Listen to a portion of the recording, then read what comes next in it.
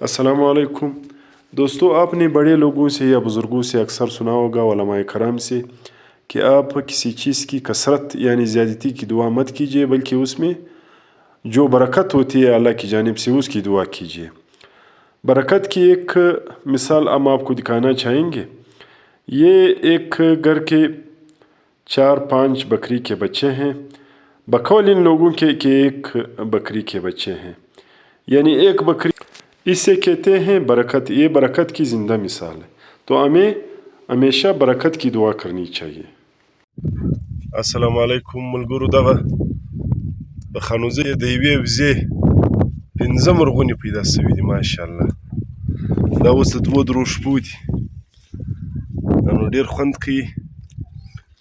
دا هم د قدرت یو عطا ده، یو برکت دی. دا مرغونې ته یې وینئ، دا سبحان الله.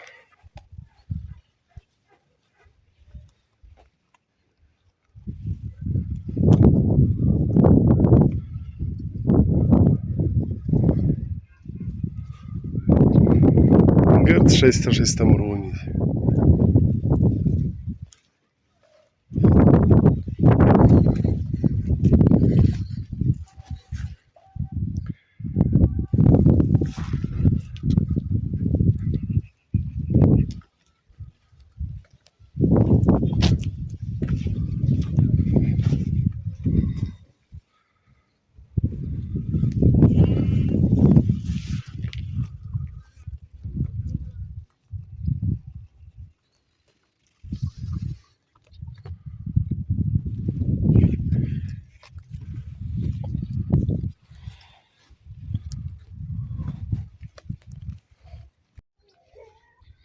دغه دي ګرد، دا چې ښایسته ښایسته مرغونې دي. ماشاءالله ماشاءالله.